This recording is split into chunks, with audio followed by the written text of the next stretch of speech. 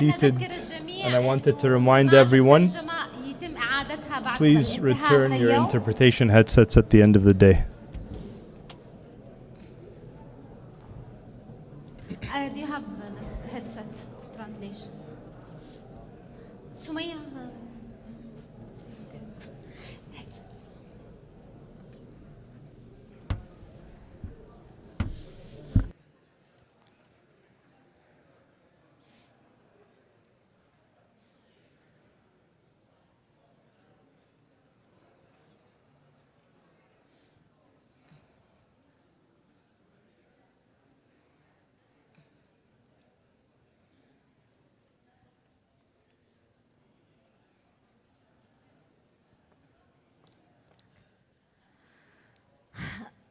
So please be sure to have the headset close to you.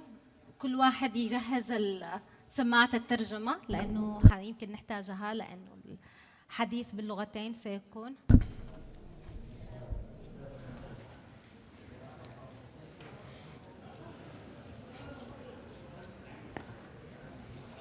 الآن سنبدأ الجلسة. وهذه الجلسة حول السلام والاستقرار في اليمن نحو التكامل الأمني والفرص الاستراتيجية. Security and interdependencies and strategic opportunities. I'm sure that many of us remember in the previous forum or the first forum in Stockholm in June 2022. We spoke about previous one in The Hague. We spoke about the roadmap and the possibility of signing a peace agreement in Yemen, and we discussed some of the potential challenges and obstacles that might occur, and these were challenges that many of us spoke about and brought up. And during that forum we spoke about the issue of inclusivity and ensuring that no one is excluded during the negotiations and the settlement. And this was one of the biggest fears at the time, but it seems like we've now gone back a lot in our discussion on peace in Yemen. The roadmap seems to be a part of our past. I don't know to what extent, but it seems like this thinking has receded to a large extent. The Gaza war has imposed a new perspective or new visions towards Yemen and the conflict in Yemen. And this might help in creating some opportunities, but it might also increase the concerns, the fears, and the challenges. No one knows at this time. And things might need further discussions and questions that are being imposed on us by this very difficult time. When Yemen becomes more interconnected in a broader regional conflict. In the beginning, Yemen was a part of the Saudi-Iranian conflict, or that's how it seemed for many coming from outside Yemen. But now Yemen has become embroiled in a much broader regional conflict, and it is viewed more as a threat to the international community and not just the regional community. I hope that this discussion today in this session is beneficial to all of us. We're going to have the ambassador of the European Union, Gabriel Munwera Vinalf, and we will also have Mr. Yusuf Al-Balushi, Omani researcher and the head of the Muscat Policy Council, the first independent Omani think tank, and Farah Al-Musallimi, a fellow at Chatham House specializing in Yemen and the Gulf. He is also a founder and former chairperson of the Sana'a Center. Welcome, everyone. And we'll start with you, Mr. Gabriel. Gabriel, the EU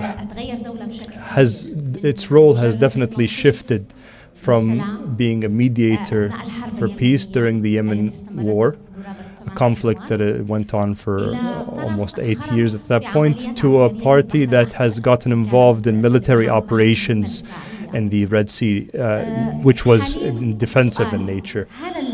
But the question now is, has the EU, if the Houthi attacks in the Red Sea, will the EU return to its former stance as a mediator, or has this led to a change in the political and the policies and strategies?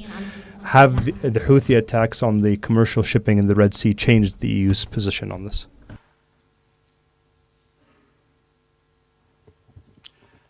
Thank you very much. Let me clarify. I mean, the EU has not been a mediator in the Yemen conflict. That is the role of the UN Special Envoy, several UN Special Envoys, and the EU has been and continues supporting wholeheartedly these efforts. The EU is, I would say, a comprehensive actor in Yemen. We have been and we remain very present across the policy board, first and foremost supporting the Yemenis. We have been a major, with our member states, a major donor when it comes to humanitarian aid, also when it comes to development cooperation. We continue supporting the government of Yemen, and as I said, we definitely try to contribute in whichever way we can to UN-led peace efforts. When Houthi attacks in the Red Sea started, and these attacks started affecting our ships. I mean, around 30% of all the attacks have affected ships that are owned by companies of member states of the European Union. Our member states decided to establish UNAFOR Operation Aspides with a purely defensive mandate. This operation has now been extended for another year with the same mandate, purely defensive, to protect international navigation and freedom of international navigation. That remains in place. Of course, very much our hope is that these actions will not resume, and that obviously the focus will be, as it has always, at least for us, been and will be again on efforts to resolve the Yemeni conflict. You said it yourself, and of course the UN Special Envoy has said it a number of times to the UN Security Council. Unfortunately, because of the developments of last year, Yemen has been dragged somehow into the broader regional picture, the broader picture of regional crises, which of course is not necessarily helpful, we think, when it comes to the window of opportunity that there has been, that there still is, we believe, for resolving the conflict in Yemen, which is what the Yemenis need and deserve. But, so if the question is, have we changed our stance, are we changing our stance? Our stance stays as defined by our Council conclusions of December 2022, and I would say it has three main tenets. First and foremost, support Yemen and the Yemenis, support UN-led peace efforts, support the internationally recognized the government of Yemen. So nothing has been changed on the strategic run? When it comes to the biggest strategy in terms of what we think or what we want to do in terms of contributing to in Yemen, broadly speaking, I would say no. I mean, obviously, we continue trying to support efforts for peace in Yemen, a political process, a ceasefire, the efforts of the UN Special Envoy and his office. We try to support the government, reforms, the reform plans, and we do this together with other donors, and we try to support the Yemenis, and we do it, and we have done it, and we continue doing it through our partners and in the field of humanitarian aid, also in the field of development cooperation. اوكي بنتقل لك استاذ يوسف. عمان كان وسيط نشط اثناء المفاوضات التي مهدت the negotiations that laid the groundwork for the roadmap. I don't know to what extent does Oman believe that the roadmap is something that could be revived or something that could have revived Oman's role in mediation. Could you please tell us more about Oman's position at this point?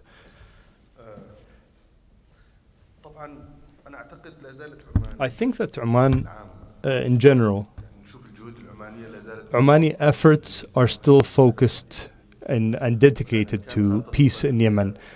And the roadmap was one of the keys to achieving a form of peace in Yemen. But this commitment, the commitment towards the roadmap, is something that is very vital and core to Oman's perspective.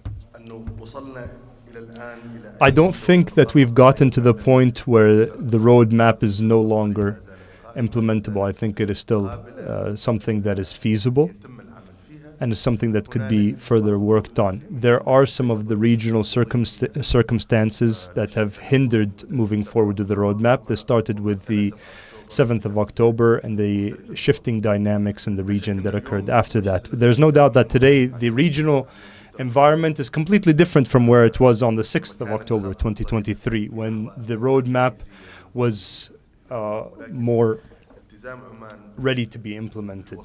But Oman's commitment to continued mediation and in relying on this proposed solution, because any questions about whether the roadmap is still in place or not, this leads us to a very dark path of what would be the alternative if that were the case. And so there's something in place now that we can work on and try to build upon, something that we could try to re-operationalize in a time when the regional context is more conducive to it. Oman believed that the reason for stopping these efforts were regional reasons, and they are directly linked to the Israeli response to what happened on the events of the 7th of October. And so we have always believed that these actions were directly linked to what was happening in Gaza, and when the hostilities in Gaza ceased, then the operations in the Red Sea stopped. And therefore,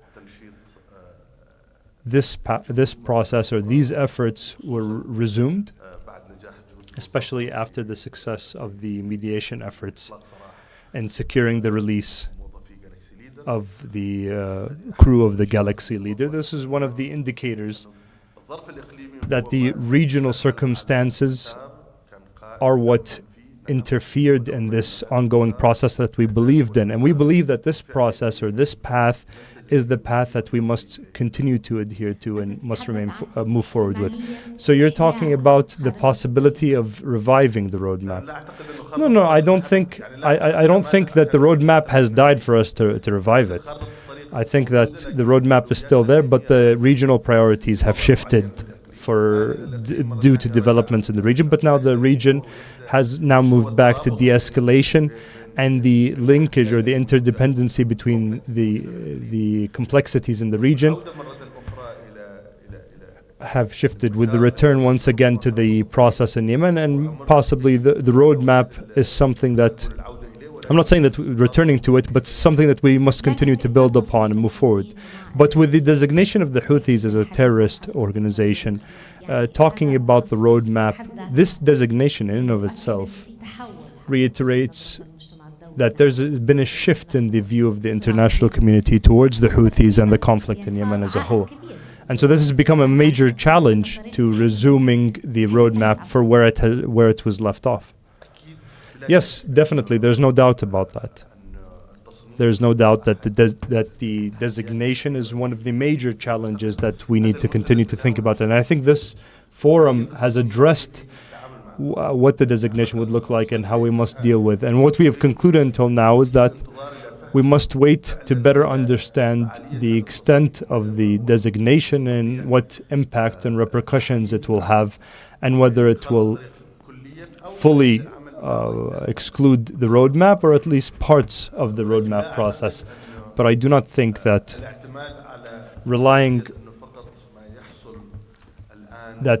on what might happen now, or the designation, or this new perspective by the international community on Yemen from the international perspective is something that we need to, that it will lead to a different approach, or that it must impact the process that we in the region have established until now.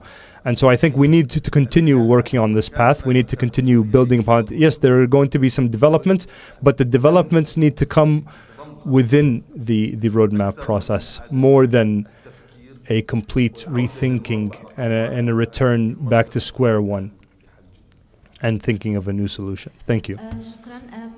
Thank you very much, Yusuf. Farah, with regards to what happened over the past year and a half and the Houthi involvement in the Red Sea and in the conflict in supporting the Gaza front and other things, to what extent do you think this has impacted the view of the international community towards Yemen and the conflict in Yemen? If we start with the assumption that after the 7th of October, or the region after the 7th of October is no longer like what it was. And this doesn't apply just to Palestine, it applies to Yemen and many different issues in the region. But the Red Sea attacks, in addition to the fact that it allowed the Houthis two main things: for them to become more brutal at the local level, and also their attempt to use their cross-border attacks. In addition to that, the Houthis has done two things: one that is positive and one that is negative in Yemen. And the thing that is positive, it's a bit bothersome for Yemenis, but what is positive is that the world is now paying attention to the fact that there is a war in Yemen. Yemeni or Western civilians and citizens are paying the price of a conflict in Yemen. IKEA is facing difficulties in shipping. And this has drawn attention to the fact that there is bloodshed ongoing in Yemen. And honestly, this is humiliating for Yemen, as if the war that's been going on for 10 years wasn't sufficient for the world to pay attention to the fact that there was a war. But this is what happened. And the world has paid attention to it, to the level that we have gotten to now. And this is good, I believe, because I think it has also led to the idea that, Yemen's a poor country and something isolated. But no, it's something that could be important and could have an impact. And if we had politicians that were actually mature about it, it could be something that could help them rethinking of Yemen's position and its role in the world. But as if you've seen in the session of the PLC, it's clear that we no longer have people who have any sort of imagination or creativity. But this was something that would have been possible. We could have redefined Yemen. And it's also reminded us of something important, that peace in the region is something that is integrated, as if just as the wars are very interrelated, these issues are all very closely related. And so the solution, what's happening in Gaza, even though it is distant, affects Yemen, and vice versa. What's happening in the Red Sea might impact somebody in Norway, for example. And this is important because it might help us rethink these unilateral peace efforts that are dealing with these issues with these countries and crises in a piecemeal approach. And this has always been an unsuccessful method in dealing with peace process. Because these wars are and conflicts are so interrelated. I think this is the positive development, that the world has started to approach Yemen differently from the perspective of peace. And it's also shown that Yemen could have an impact. It's put us on the table. Maybe not in the way that we want to be put on the table, but it's brought Yemen back to the forefront. But the negative development or the risk here, at least for me personally, is that it could return Yemen to the view that has always been, that the international community has viewed Yemen. And this is a non-Yemeni, or it does not have any Yemeni ownership. It's linked to the daily challenges. The Yemeni file has always, what does it mean to Saudi Arabia? It was always, what does it mean for Saudi Arabia? What does it mean for Al-Qaeda? Or looking at it from the perspective of non-Yemeni actors. And this is one of the risks, I believe. I was just speaking with Yusuf yesterday. We had a session on the Iranian role in Yemen. And the session was overcrowded with diplomats. And it's the Yemen International Forum, not the Iran International Forum. But all of the other sessions were empty. But this is the risk, that people now want to view Yemen through another lens. What is Iran doing? What does Iran mean in Yemen? And this is something that isn't Yemeni. And that's the risk, that we're returning to that, of what would Yemen mean in the axis of resistance? What does Yemen mean to Saudi Arabia? What does Yemen mean to Iran, for example? Another risk is that it has made peace a bargaining chip, that the superpowers and the EU and the UK and the US, they release statements saying that they support the UN Special Envoy, but at the same time they're involved in the conflict in Yemen. And so the peace now becomes a bargaining chip, that if you want to work on peace in Yemen while there's Red Sea attacks, as if this is something that should be banned or prohibited. I think this is the risk that has made the peace in Yemen something that is not desirable at this time, or something that has lost a lot of stock. And I think this is a very dangerous development. What could happen? Or what could happen in the longer term, just so we don't do what we traditionally do in Yemen, of blaming others for our problems. If there is any rearrangement of the priorities at the national level within Yemen, this could help influence the international agenda. Yes, definitely, we're going to have to redefine who are our friends and our allies and who isn't our friend and ally, because the nature of the world has changed and the perspective towards Yemen has changed. But I truly believe this is an opportunity. I don't want to say that the glass is half full, because if it is half full, it's half full of blood. But we need to try to make this into an opportunity as long as we continue to be creative and have an imagination, as long as the local divisions are not relying on external support as they usually do. Farah, something that you said that I found interesting was that peace, having a piecemeal approach is not correct, where every country... What exactly do you mean? What do you think peace in Yemen should be linked to? To what other context or to what framework? So you said there shouldn't be a piecemeal approach. We shouldn't look at peace with each country or each conflict separately from the others. What do you mean by that specifically? Not just in Yemen, but the region as a whole. I personally believe that the Iranian nuclear agreement, the 2015 agreement, failed because it did not deal with the other security threats that Iran was posing in the region. It only dealt with an American, European, Iranian agreement, whereas everyone in the region was kept on the outside of it. And this is what led to its failure. And so believing that you can resolve a crisis in Lebanon without believing that you can resolve the crisis in Syria, that's clear that it's no longer feasible. And that's what's happening now. Even when you look at the Western bureaucracies, they're not based on files and strategic priorities. They're divided based on the countries, on the country desks. And the bureaucrats at these desks don't speak to each other, even though they're within the same departments or sections. And this separation has led to strategies that are not sustainable, that are not long-term. And the second dimension is that people believe that if there are security arrangements, this might be sufficient. But it's very clear that the economic arrangements and having a much broader perspective is needed. Security arrangements on their own are not sufficient. It was believed that Yemen is a very isolated and faraway country, and so it would not lead to migrants, for example, and so it is safe for the West. The West has not paid the price for the conflict in Yemen, but the Red Sea attacks have ended this fantasy that the conflict in Yemen could cause a daily disturbance for anyone in the world, even more than Syria, possibly. And so this perspective and this piecemeal approach to peace efforts, I think, is less troublesome than it was. Could it be reflected? Could it become a more strategic and comprehensive view? I pray to God that that's the case, but that's going to need time for us to actually see that shift. Thank you very much. And I'm going to take this question to Mr. Gabriel on peace in Yemen. Do you deal with peace in Yemen as a singular state in exclusion of everything else in the region, as that was the case in the past? Or was there truly a change because of recent developments, and did it reveal the interconnectedness of the files within the entire region? Indeed, as I was saying before, I mean, not me saying it, the UN Special Envoy saying it to the UN Security Council, the situation last year, developments last year, dragged Yemen into the broader regional picture, linking it somehow to other regional crises. Obviously, when it comes to Yemen, when it comes to the conflict in Yemen, when it comes to efforts to resolve this conflict, in our view, obviously, it makes eminent sense to contribute to these efforts. This is what we've been trying to do in the past. This is what we continue trying to do.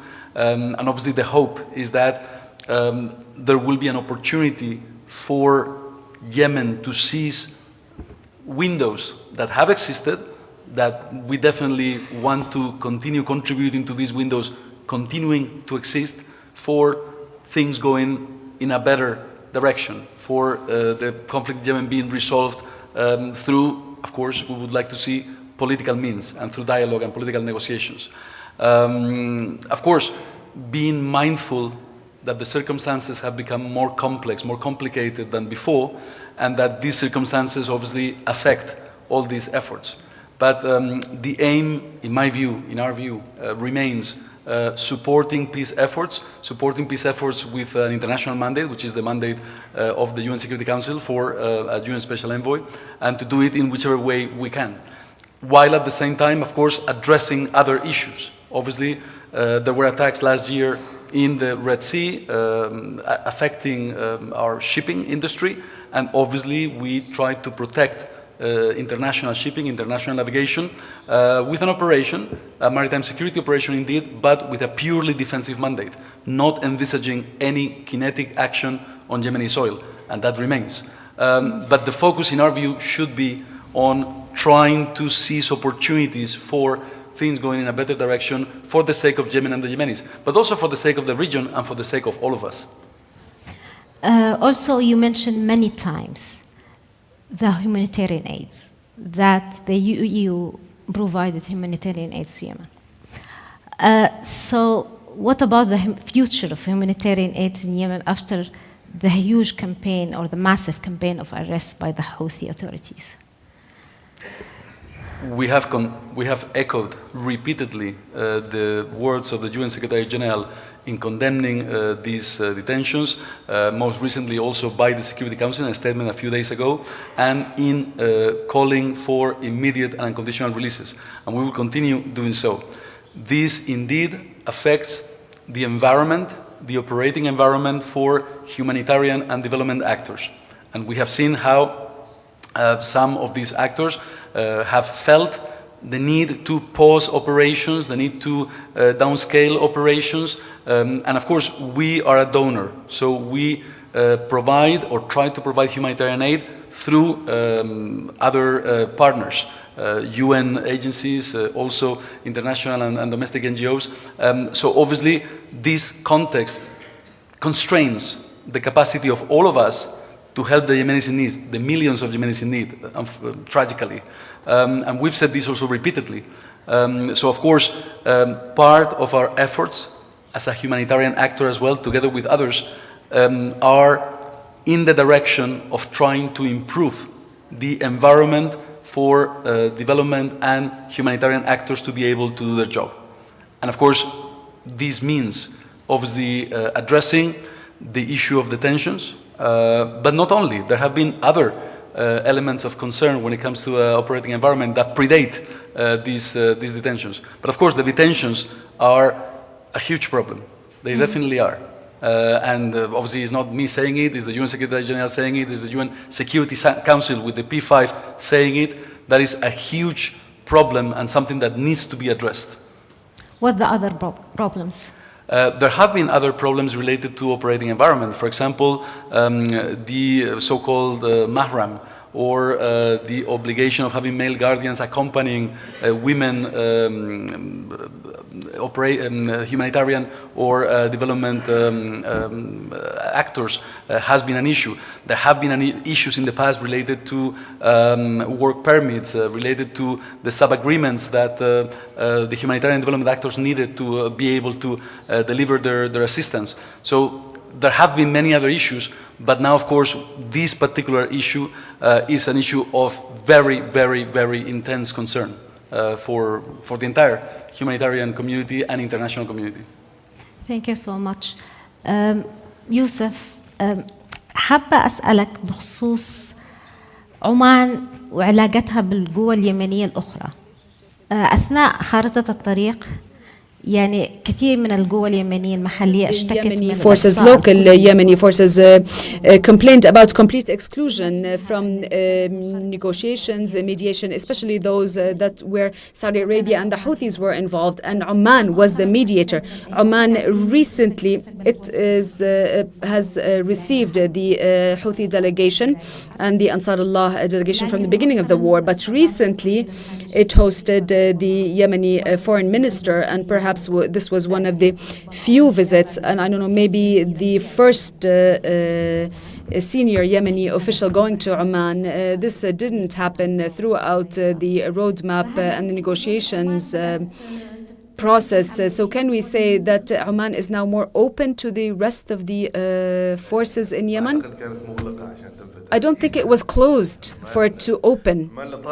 Oman was always, I think, supportive of all of the efforts for the sake of peace in Yemen. What I imagine, so there are two things. The first is perhaps the issue of the period that necessitated talks of Ansarullah with the brothers in Saudi Arabia. At that point, I believe Oman is always committed to its role in facilitation more than a mediation role, as it is said. I think our role is facilitate and not mediate specifically. And part of the issue of facilitation is whenever there is common ground for conversation between two sides or a group of sides. So it doesn't design the dialogue table, it interacts with an existing one. And so in that context, the same one, there was a desire by these two sides or these two sides to have a dialogue on a certain discussion, and that discussion took place and it got to the results it got to. But I don't think that the Sultanate of Oman was at any point in time closing its doors to a dialogue with various parties. I believe now you're talking about a visit. But the meetings with the head of the PLC, with the foreign minister of Oman in the last 3 years, and the sidelines of Onga, they were there. Meetings also of the Yemeni foreign minister as part of the Gulf Council meetings was there. And this relationship starts from the first moment, I believe, in the conflict, when President Hadi also left Oman left Yemen through the Sultanate. So I think I hear this often from a lot of the Yemeni sides, that Yemen is closed to somebody and open to others, but always the dialogue, we are open to what exactly? What is the agenda that we need to be open to? But as it relates to just openness for the sake of talk and dialogue without a clear agenda, and here I'm talking about the political parties, without a clear agenda or a clear protocol. As for speaking with the legitimate government and the Yemeni capital, Muscat was never closed. So I think these pathways are present.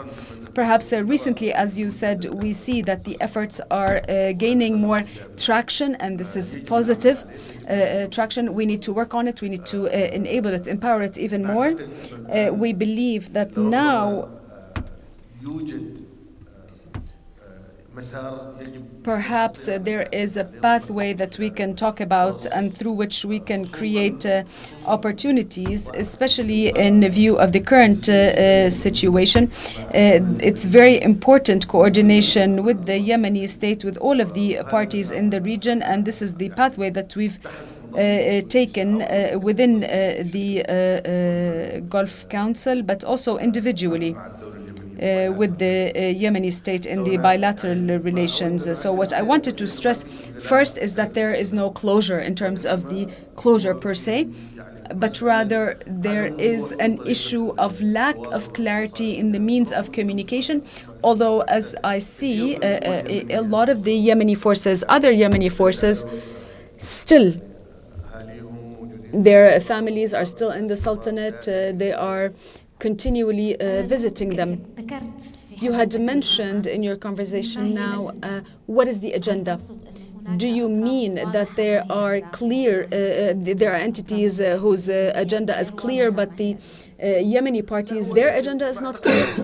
I don't think it's an issue of clarity and non-clarity. I think after the formation of the council, there is a single entity through which we can work with. Everybody falls under a single umbrella. So the agenda is clear through the PLC, but speaking to the parties individually or separately is also perhaps an undermining of the community in power. And so speaking of the agenda is, what is the bilateral agenda that we speak through with these parties, as long as they are in a single umbrella in the legitimate government? Thank you, Mr. Fareh. On the Yemeni parties, you spoke about the international community and how perhaps it transitioned, or how there were changes in the way it views Yemen. But were there changes in the Yemeni dynamics, in how the Yemenis view or how their priorities, how they approach this conflict. Was there a change in terms of the Houthis? Do they consider themselves now more regional of a party rather than local? For example, was there a change on the part of the government that they now think more seriously about unifying their efforts, perhaps? Or perhaps the other way around, things are moving towards greater escalation, greater tension?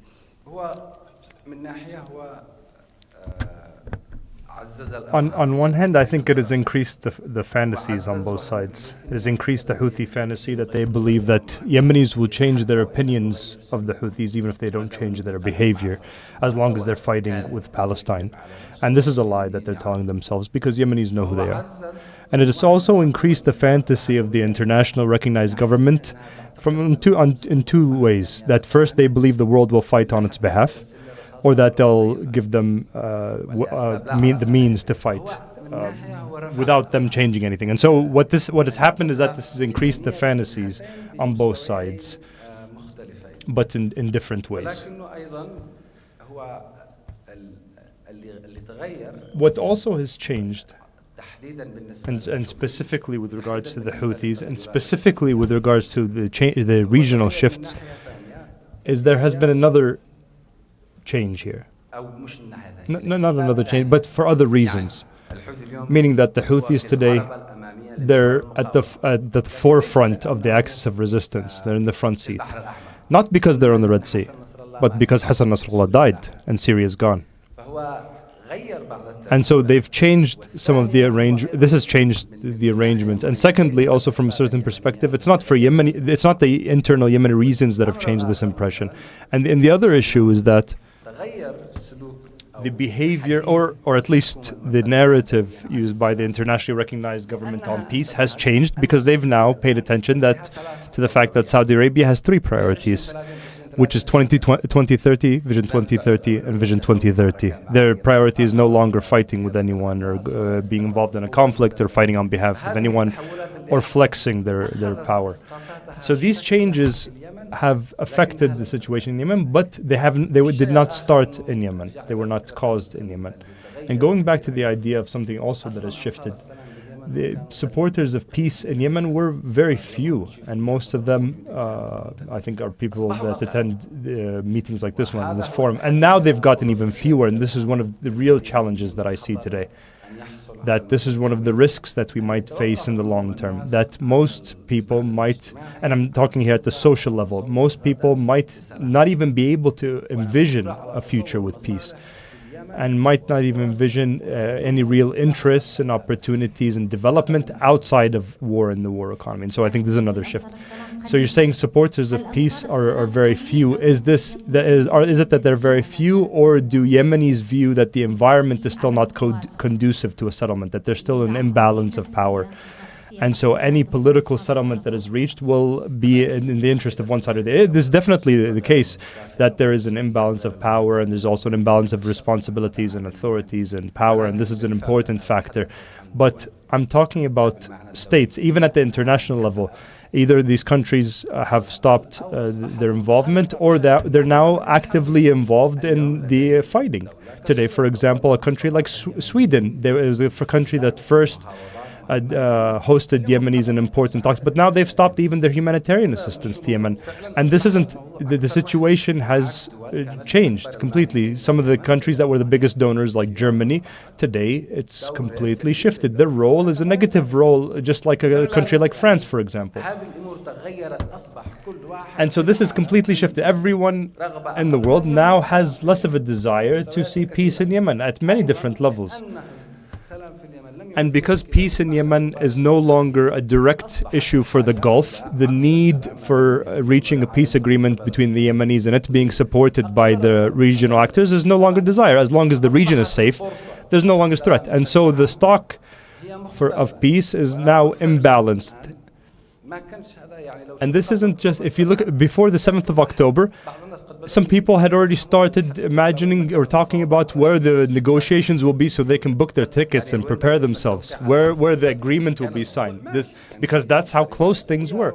There was some very positive thinking and engagement, and there were details unlike the situation that we are in today. And so that's why I say that those supporting peace are fewer, those involved directly in the problems are more, and those who want peace are much weaker off. Thank you very much. I would like to open the floor now for the audience if there are any questions. Abdullah Shaddad, I think you raised your hand. The first person to raise your hand. Over to you.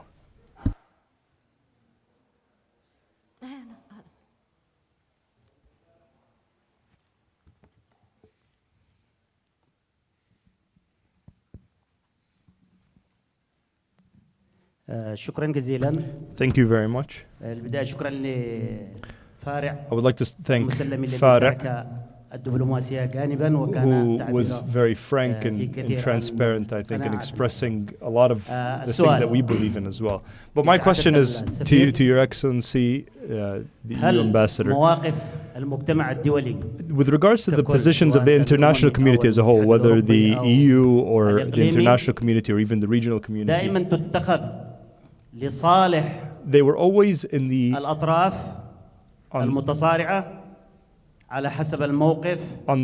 with one side of the conflict or the other based on the interests of the international community, or are these, or was the interests of the Yemen and the Yemeni people what decided the position of the? I think the question was clear. Who is the question for His Excellency the Ambassador? So was the deciding factor the interests, the international positions on Yemen, were they based on the interests of the Yemeni people or the interests of the actors themselves based on their shifting positions or their impact? My second question is to Yusuf. What about the Sultanate of Oman if the designation of the Houthis, if they're designated as a terrorist organization, what would happen to the political representatives who are in Oman? What would be the position of the Omani government in that case? Thank you. Thank you very much for that question. Abdulhab Ma'ouda.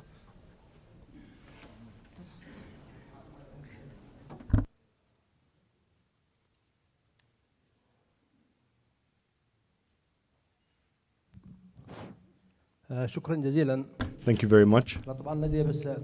I had 3 comments and maybe questions.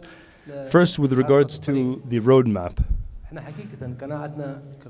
Our belief as political actors and as the Yemeni people is that the roadmap was a horrible development that would not meet the needs of the Yemeni people in any way, shape or form. It met the desire maybe of the international community or certain actors in the regional international communities, but in reality, based on what we've heard about the items of that agreement, it would not meet the interests of the Yemeni people in any way, shape or form. And so we thank what happened on the 7th of October because it stopped that and it stopped the implementation of the roadmap. Secondly, with regards to the international position, I'm honestly surprised when the Houthi militias commit the most barbaric acts and detentions of the Yemeni people. The international community does not seem to care, and our friends in Europe do not seem to pay attention to it. But whenever workers in the international aid sector or the Office of the UN Special Envoy are detained, then we see loud positions being taken against them. When international shipping is targeted, people are very upset, but when 500,000 Yemenis are killed and more than 5 million Yemenis are displaced, no one seems to care. Is this the position of the international community in the EU? Is it only based on what the Houthis do against international interests and not their behavior internally in Yemen? And with regards to our brothers in Oman, we appreciate the Omani role in bringing about peace in Yemen, but we also have some questions. There are many questions that we have. We know that the Sultanate of Oman has played a positive role for decades with regards to many of the conflicts or crises in different countries. And anyone who's hosted by Oman is not allowed to go back to participation of politics. But what happened with the Houthis was very different from the legacy of Oman. Muscat has become the capital of the Houthis. The Houthi political movement and diplomatic efforts are launched from Oman. and even the worst efforts against the legitimacy and against Yemen are started in Oman. And so I wanted Yusuf to tell us why this. So the first question was to Farah, the second one was to the EU ambassador, and the last was to Yusuf. Is that how you divided them? Yes. Okay, we can look at them that way. We can take one additional intervention.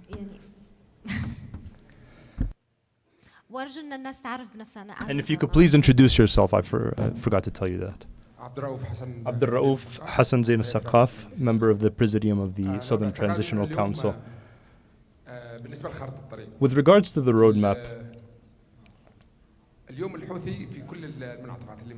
the Houthis, throughout all of the developments that have occurred and all of the initiatives and efforts by the international regional communities, the Houthis have always violated these agreements and tried to turn them into pure military and political gains for them without providing concessions. But with the roadmap being in the state that it is in now, we as an actor, as a party to it, of the STC, who are working to restore the southern state, any narrative, any unification that could be done with a group that could believe in military, the use of violence, this is the first challenge we face. The second challenge is in the position of the EU and the UN Special Envoy's office towards the military escalation, even in the Red Sea. The designation of the Houthis as a terrorist organization must be broadened so that it could really dry up their sources of funding and their sources of strength. And so based on all of these developments, I think that there needs to be support for a military solution to defeat this militia, and then after which we can discuss all of the various issues that Yemen is facing, whether the projects for Yemen or aspirations for Yemen's future or anything else. Thank you very much. Okay, well, let's take one more question. Hello everyone, Fawzi Al-Ghuaidi from Yemen. I'm a researcher at the Middle East Center for International Affairs. My first question is with regards to the roadmap. After the Stockholm agreement in 2018 that did not lead to a solution, even for Hodeidah itself, the city of Hodeidah was destroyed and there wasn't any real proposed solution. Yusuf mentioned that the roadmap is still something that could be worked on. Since 2022, however, we've gone into a state of no peace and no war, and this has led us nowhere. And the roadmap will also lead us to a very negative peace, one that will lead to another cycle of conflict and violence. And I also wanted Farah to answer this question. Is Yemen in need of that, or will we continue to be in cycle after cycle of violence? Thank you. I'm sorry, Mahdi. We will take this session, this round of questions to be responded to by our guests. Mr. Gabriel, please. Thank you very much. Of course, I cannot speak for the international community at large. I can only speak for the European Union, and I hope to also reflect the collective, obviously, views of the European Union and its member states. When it comes to what motivates our action in Yemen, I think that what motivates an action in Yemen, first and foremost, is our will to support Yemen and the Yemenis. This predates by far the conflict, it predates by far the recent developments last year. That's why the EU and its member states have been major humanitarian donors in the case of Yemen, that we have been obviously engaging across the policy board in supporting, of course, efforts for peace as well, which indeed throughout the entire conflict. So what defines or determines our efforts, what we try to do, is the will to help Yemenis. Having said this, stability in Yemen is also of interest to us. Clearly, it's of interest to strategic partners that we have in the GCC, the Gulf Cooperation Council. It is of interest, and it has been shown, especially in the past year, when it comes to Bab el-Mandeb, when it comes to Red Sea, when it comes to international navigation, when it comes to Suez Canal. So yes, we have an interest in stability in Yemen as well, because that will obviously mean stability for all of us. So that, in my view, is what determines a little bit what we're trying to do. when it comes to specific tools or specific, I mean, there's been a reference to sanctions or designation or military operations. What I can say is that the European Union implements sanctions that have been decided by the United Nations. We at present do not have an autonomous sanction regime. An autonomous sanction regime requires unanimity among our member states. So at present, this is where we are. And of course, just to reiterate the main tenets of our policy, I mean, we definitely want to continue contributing to things in Yemen going in a better direction, without necessarily calling it one name or another name, but obviously to move in a direction that is a direction of peace, that is a direction of political negotiations, that is a direction of a ceasefire. That is where I think we collectively, EU and its member states, want to see things going, and we want to contribute to all of this. And in doing so, I think that we are in line with the international community, because the UN Security Council has pronounced itself repeatedly on the demand for cessation of attacks in the Red Sea, on the demand for immediate and unconditional release of detainees. The European Union has pronounced itself many times, not only, because there was a question about, are we only concerned when international staff or staff of international organizations are detained? Well, first of all, those who have been detained are local staff. They are the Yemenis. They are Yemenis that happen to work for the UN, for international NGOs, but also for NGOs, for diplomatic missions, and we have pronounced ourselves together with others, in light of others, echoing the words of others, for the release of all these people. We have pronounced ourselves many times before on many particular topics, which have to do rights of women, which have to do with journalists in detention, which have to do, for example, with members of minorities, the Baha'i community, those in detention a couple of years ago. We pronounced ourselves publicly, and we try to message publicly. So in doing all of this, as European Union, together with our member states, of course, we try to contribute to things going in a better direction for the Yemenis. We try to help the Yemenis in whichever way we can. And obviously, this is collective effort, and of course, it's a lot of work in progress. Thanks a lot. Thank you. يوسف. يعني أعتقد السؤال الأول كان حول موقف السلطنة من فريق التفاوضي وبقائه بعد التصنيف. Team and its remaining work after the classification. I'm not here to talk about the official policies of Oman, and I don't represent it at all. What I envision will happen, no doubt, that those working on building this form of policy do reviews and they make the necessary decisions on this. So I believe this is a technical matter based on a specific policy, and there are competent authorities to be handling this. So any response that I provide does not express anything. As for Oman and Oman becoming a capital for one party against another, I believe this is invalid, not just for the Yemenis, for everyone. There is something that we at the Sultanate have learned, that always involvement in peace building in whatever context makes facilitators and mediators bear additional burdens, and part of these burdens sometimes are associated with a specific party. If they're not happy with the results, they start to transform them or leads them to change their policy or go to another party. This is not new to me, and I believe that this is mostly visions that have been taken from contexts of social media rather than conveyed from real policies that try to say that, like somebody might say Oman is with the Houthis, others might say that Oman is with the Iranians when we go mediate in something that relates to Iran, but then somebody else might see us in another light. And I always say this is a natural burden. If you have a commitment towards peace building, then there is a natural burden that there are those who will not be happy with the result. And this doesn't just apply to Oman. This applies to everybody that works in peace building. And so I believe these are perceptions that are invalid. Are these political positions? No. There is no doubt that Oman is committed.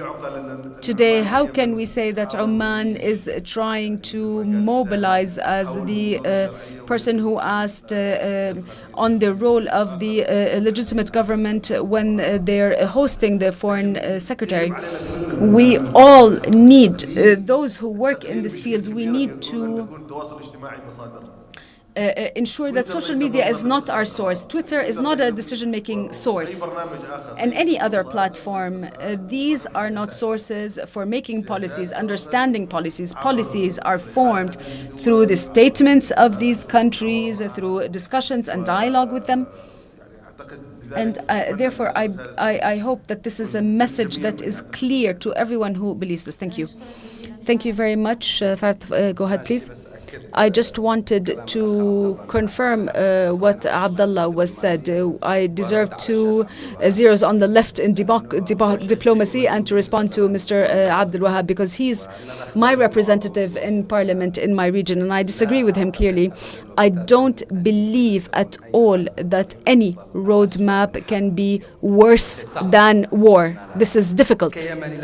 As a Yemeni, you cannot persuade me that peace is worse than a single day of war. You can talk about a roadmap, criticize it, and say it's not clear, it's not transparent, it's not comprehensive, it's not full, but this is not the idea. This is my first part, and I cannot accept it, and I don't think anybody in Yemen can accept this. Based on this, we can anticipate we need to change our expectations of mediations, who are the mediations, and who we want to mediate. What the colleague said, that Oman is a facilitator, not a mediator. Oman, Qatar, no other country in the world should be a mediator in a civil war, and they cannot, and they will not succeed. Countries can maybe mediate between countries. They may assist, they may do something, but the state cannot be a mediator in a civil war, and that is why anybody can say whatever they want on the peace process in Yemen. And ultimately, it is the only path that we need to look for, a path of peace led by the UN, not led by any other country or any other region. Why is this important? Because the worst that can happen to Yemen, in my viewpoint, is like the Astana pathway, like Kharij, a pathway that cannot be controlled, cannot be overseen. There are closed doors where countries make decisions that we don't know about and have nothing to do with us. We've seen this in Syria, we've seen this in other countries, and we've seen it at various levels. Now, but what should we do? And when I say we cannot expect peace from Oman or Saudi Arabia or Qatar, this does not mean that we should not ensure that these countries are at least with us in the peace wagon, because we are a poor country, we're surrounded by rich countries. So first, if they don't believe in peace, then they will all practice proxy solutions to end this peace. And second of all, as we all know, if tomorrow or the day after or a year later there is peace in Yemen, and before all of this, they will say what we need to look for is that these countries are with us in the peace wagon at the very least. Even if they're not mediating, they need to be supportive and an agreement of peace, although they don't lead it. And why do I say this is important? Because one of the biggest problems, in my opinion, that made the Gulf Initiative fail in 2011 is that it was not Gulf except by name. A Gulf Initiative except by name. The Gulf Initiative was an honorary name. The Gulf was not involved in Yemen, by the way, and therefore it did not have shares in the transitional process in Yemen at all. It was called the Gulf Initiative, and this was an honorary name. It was an initiative led by the world, and the Gulf had nothing to do with it, and this is first. And that is why it failed, because the Gulf countries were not involved in it. And the second thing is that these countries should be with us in peace, because we know that ultimately when we get to a peace in Yemen, the West will not rebuild Yemen or reconstruct it, nor will the EU. It will be the Gulf countries. We can't lie to each other. Ultimately, the West now has stopped humanitarian aid to a country that it knows is facing the worst humanitarian crisis around the world. And it's difficult for them to make these commitments to building a school or a train 20 years from now. What we need to do is not to confront the roadmap, but rather, if you would notice, from 2015 until 2020, the West was urging the Gulf or calling the Gulf for peace in Yemen, was inviting them to stop the war in Yemen. In 2021 or 2022, the Gulf now is calling the international community to stop the war in Yemen. Now we want to bring the West to the square where the Gulf was, because now the Gulf wants peace and the West doesn't want sleep. And 8 years ago, the Gulf didn't want the peace and the West wanted the peace. So in my opinion, how do we bring all these together and create a sound equation in Yemen? What we need to do is that, with the caveat that I can't stop mentioning every once in a while, it shouldn't be a peace process built by any other country in a civil war in any place in the world. Thank you, Mr. Mahdi.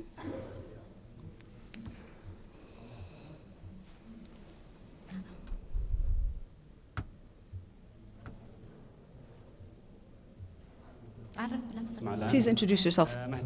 Mahdi Mohammed Balkis, head of the human rights support organizations in Maghreb Governorate. Since in Yemen we criticize some countries for their role, whether it is negative or positive in Yemen, it is the only country that we need to thank here is Kuwait, which has been supporting Yemen for decades and has not become involved in the conflict, but rather played a positive role in Yemen. My question to Mr. Youssef, since you are the head of a Omani think tank in Oman, how do you see the balance between Oman's policy based on neutrality in the conflict in Yemen and reports about hosting Houthi leadership and economic partnerships between Houthi leaders and Omani leaders, and the leaked papers that talk about smuggling arms through Oman to Yemen? And also, how can we differentiate between the positive role of mediation and what could be construed as indirect support to a certain party? Thank you very much. Khaldoon Bakhai, activist. I find that as a Yemeni citizen, also from a moral and ethical standpoint, it needs to be clear that this conversation about Oman, also there are many opinions by millions of Yemenis, and I am one of them. I express my deep gratitude and thanks to Oman, from whom we've never seen evil despite these statements. These are expressions of freedom of expression, but I don't think they express the opinions of the majority of Yemenis that see this neighboring country with respect and patience from what they've taken from us, seen from us. So this needs to be clear. There are multiple opinions. My question is to the ambassador of the EU. You talk about your support to the PLC and our internationally recognized government. We thank you for this, but when will we see you with your embassy and headquarters in Aden? I believe this is the serious and practical expression that the Yemenis needs and the government needs at this moment in time. Thank you, Mr. Abdel Salam.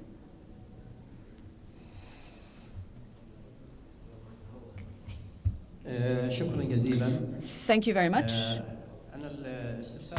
My first question is on the concept of peace. Is it the peace that lead to reinstating the state, or is it the peace that aims to entrench the de facto powers? My question is to Youssef, because the Omani-Saudi initiative is what led to this roadmap. So this roadmap, will it ultimately lead to peace that unifies the arms and entrenches the single legitimate power?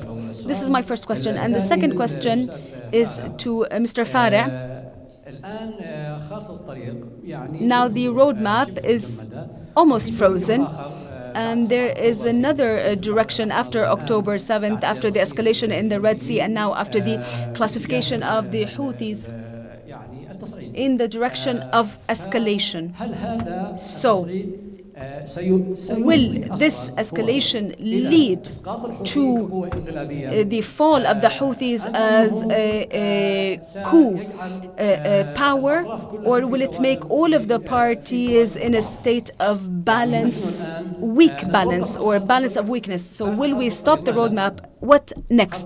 What after the roadmap? Okay, the roadmap stopped. There's escalation in the Red Sea. This escalation stopped in the Red Sea, but now after the classification of the Houthis, that means we're moving in the direction of war.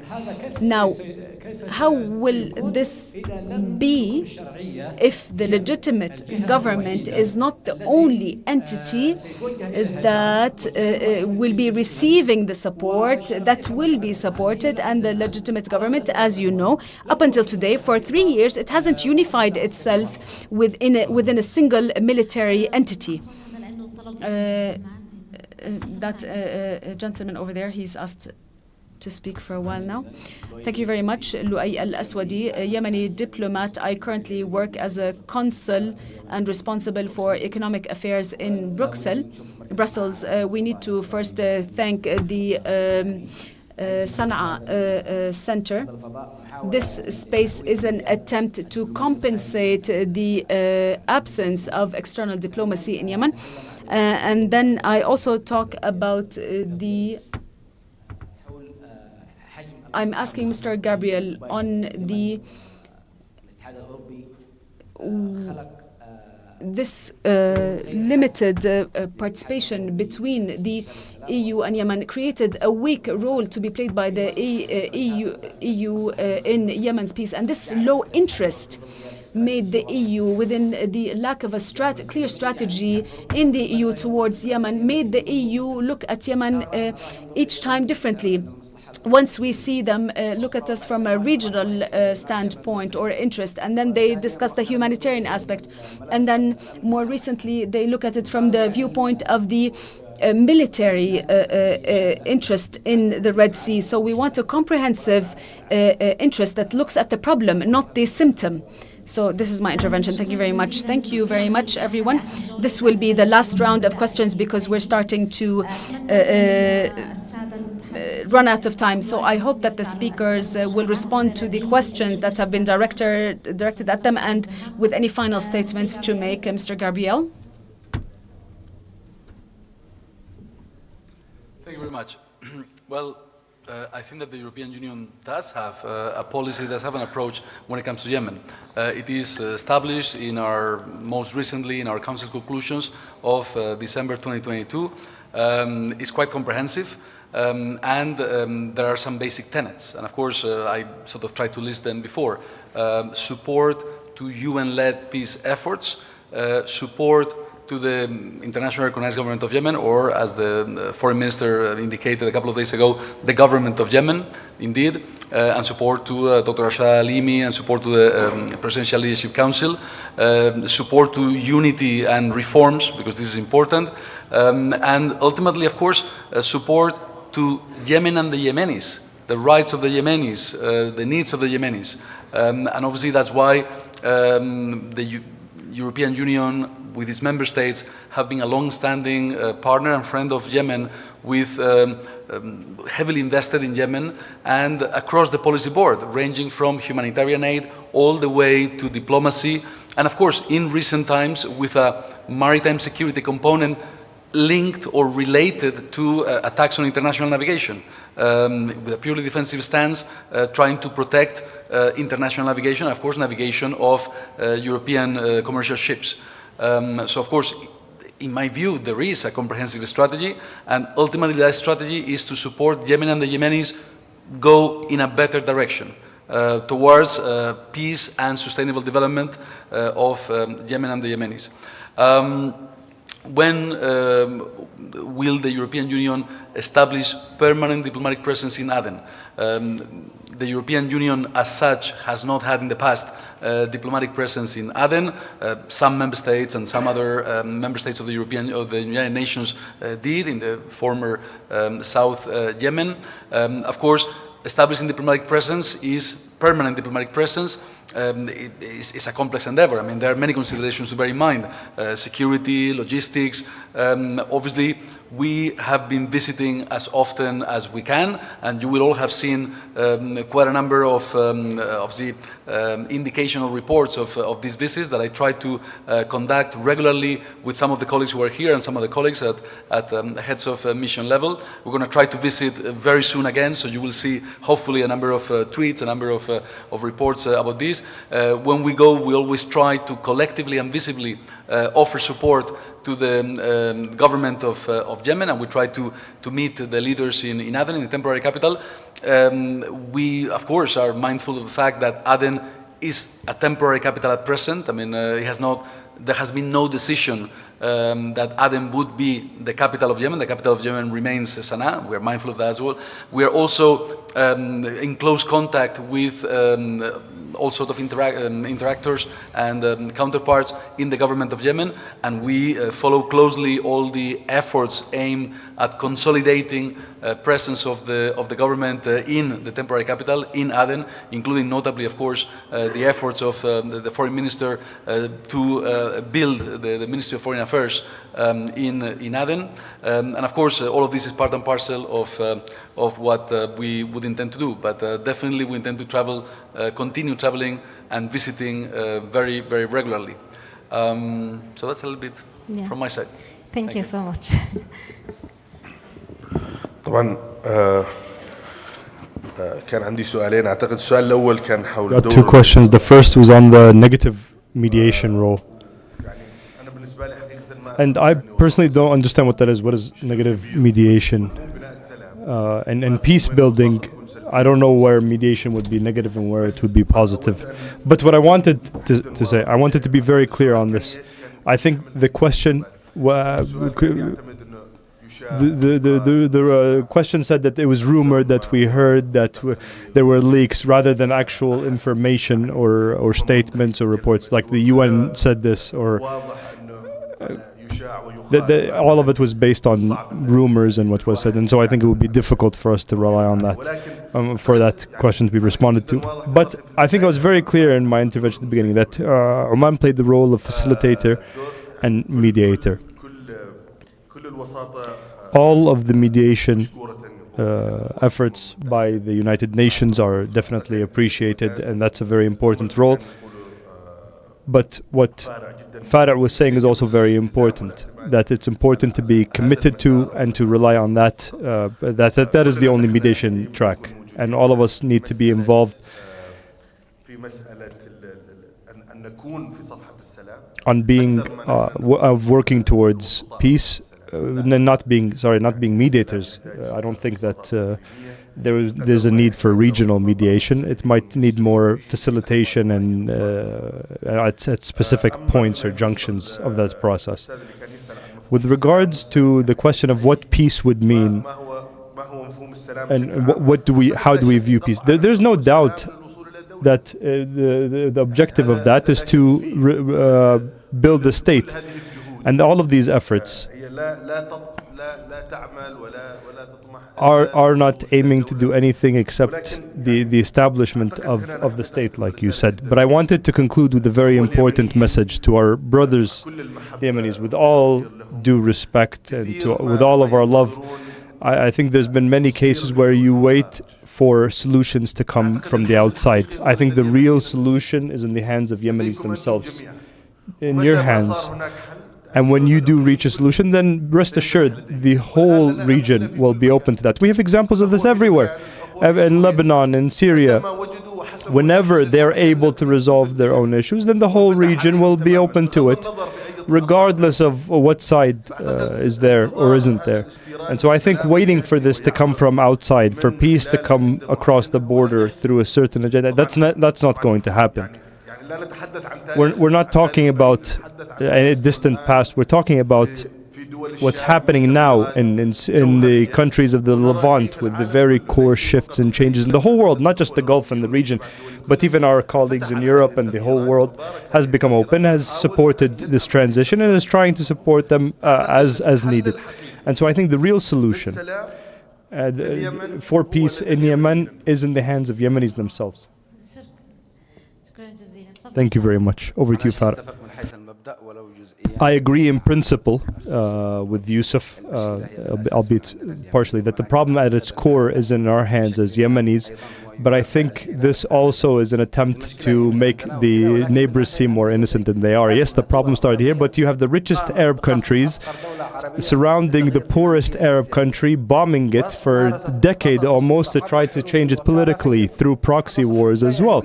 Yes, the problem started within our borders, but it quickly expanded. And not just Oman, I'm saying the Gulf in general and external actors. I think they're not as innocent as you might have presented them. But this doesn't mean our objective as Yemenis needs to be to focus on this dimension, and we must not, every time we fail, to blame the outside or external actors for that. I agree with that, but in parentheses, it's important for us to also understand and recognize the role. With regards to could these changes actually make a difference, these developments on the ground, I think the question answers itself. If all of these developments don't actually lead to a unified command and control, and for them to become less fragmented, then I don't know what will. After what happened in Syria, many Yemenis imagined or envisioned or expected a scenario of Ahmad al-Shar' but in Yemen. And this is something that's very possible. But on the other side, maybe the government might wake up tomorrow with the Houthis in Aden. The Yemeni armed forces is like Bashar al-Assad's army with regards to their payment of salaries and their nutrition and all of that. And so watch what you wish for. We need to be careful what we wish for, because it might come on the other side. And on that specifically, and this is my concluding remark, I wanted to expand what Khaldun was saying, or his wish for diplomatic missions to return to Aden, to the interim capital. But I wanted to expand that to include the Yemeni government itself. I wish that they return to Aden as well, them and their families as well. We can't call the international community to come to Aden when the government and the presidency and all of our officials and politicians and political parties are not at Aden. You can't tell someone to go spend the night at your house when you're not there to open it for them. And that's our problem on our side as Yemenis. Thank you all very much. Thank you to the audience.